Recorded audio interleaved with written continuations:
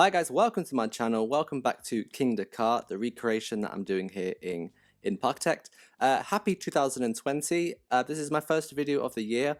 I actually kind of wanted to do a new project to start the year off with, but that project's not quite ready for me to start sharing yet online, but that I'll get around to in the next couple of weeks or so. But for now, I'm just going to continue on here with my Kingda Kart project. So today I'm just doing some little details along the launch, which would include kind of some maintenance staff areas, all the little details that you see alongside of the transfer track. And also I'm going to start some of the support work on the big main airtime camelback hill. So that's what's going to be going on in today's video.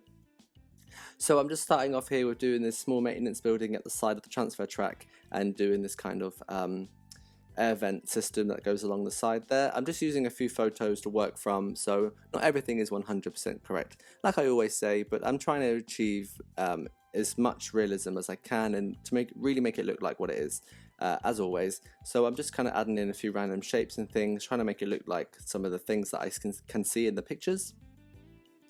But all these little kind of details that I do or that are with the ride are really what ties everything together and what makes it look like a realistic recreation. If I was to leave all these little things out, then I think it would just kind of look like, you know, just a quick build that I threw together. And I want to make it look like an actual project, like an atmospheric little scene going on from a real park. So that's what I'm trying to achieve, just like my other recreations that I do. So there's those little buildings kind of done. I'm just kind of adding some fencing and some little things around there. And also I've actually placed the deliveries building that you have to place in when you do a new scenario. I've strategically placed that over there in a place where there is like this kind of building. I'm not actually quite sure what it is, but it is situated underneath the airtime hill on Kingda Kart. And so that is gonna basically be used, that building is going to be used to cover up that delivery area. Otherwise I'd have to hide it in another way somewhere in this kind of piece of park that I'm doing. So that's how I've got around that. So I'm just going to go ahead and cover that up now. This building I'm not really like 100% sure how it really is. I can't remember really seeing it. I mean, on the ride you go past it so fast that you don't really pay any attention to what's around you, and from the car park there's trees and things, so you can't really see it.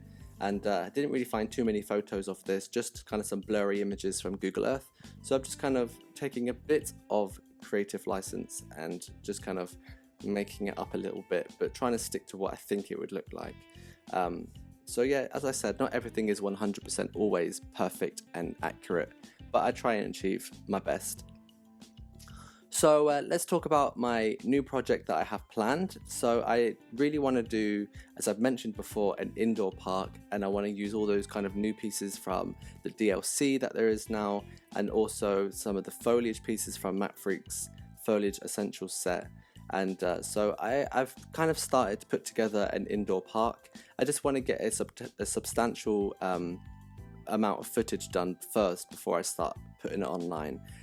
So it's in the process of being built. I'm working on it a little bit a day at a time, and it is coming together, and I filmed a few hours worth of footage, but nothing really enough interesting yet for me to put together into a video. It's just kind of a lot of trivial things, me setting up land and that kind of stuff, which can be quite tedious to watch. But yeah, do stick around to my channel and subscribe if you haven't already to be up to date with what I'm doing, and hopefully soon online I will get that indoor park that I'm doing online for you guys to watch and experience for this year. I kind of do like a big main park once a year in the game, and then I do some like other smaller builds like recreations and things on the side. So I think the park for this year is going to be the indoor park. I think last year I was doing the water park, which I haven't quite finished yet, but I will continue that as well on my channel. And I also did another park, I can't remember what it was. It could have been it was my Busch Gardens park, there we go. So I did the Busch Gardens park for the whole year. And the year before that I did the Cedar Fair park. So I've always got like a big project going on in the game just to keep me busy sometimes as well. I like to play it for just a bit of fun in between, just to chill out as well. So and I just kind of thought I'd just film some of the stuff along the way and show you guys. So yeah, the park for this year is going to be an indoor park, so be sure to stick around to check that out. So I'm just going to tidy up some of the edges here now in my Kingda car recreation, just adding some like extra little bits of stairways and footpaths and fences, that kind of thing. And just adding that station, tying the station up, sorry.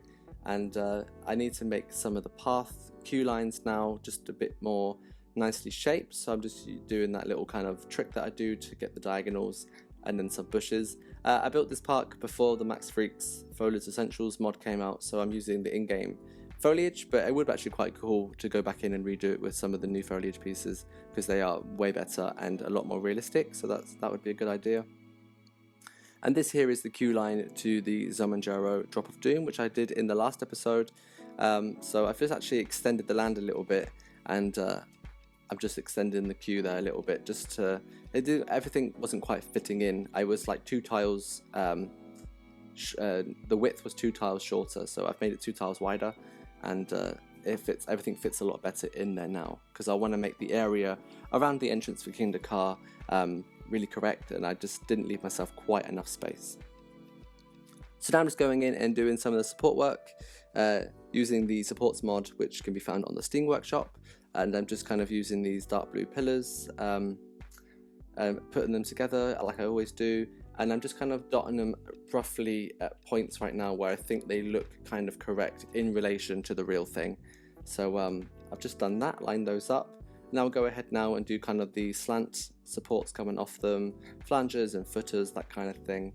And then I also need to go in and actually kill those in-game supports, which I still wish there was a toggle button for in the ride settings to say disable supports. Just like the lights, you can disable, the lights, yes. Also the flat rides have like the fences, you can disable fences. I wish there was a disable supports. That would really be really cool, save myself a lot of time, and also getting rid of supports with the trees sometimes can be really tedious. So hopefully that's something that can be implemented into the game in the next year or so, something I would love to see.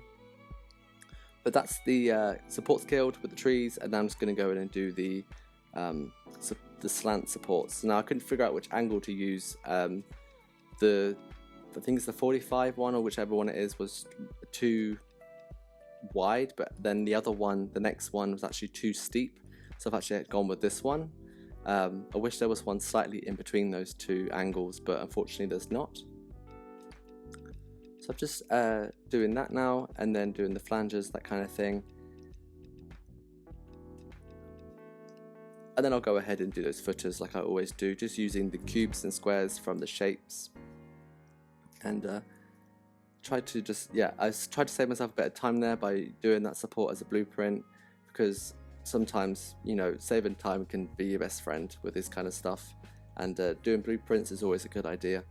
It doesn't quite always work out with the footers. This one I'm doing as a blueprint because each support is on the grid in an equal way, but sometimes when you do like a big curve and you're trying to blueprint the footers and all those pillars come down at a different point on the grid, then you can't do a blueprint, and you have to make every footer individually, which can be really a long process. But fortunately for me, this coaster layout is quite simple, it's quite on the grid, so doing the supports and the footers has actually been quite an easy job, which I'm very thankful for.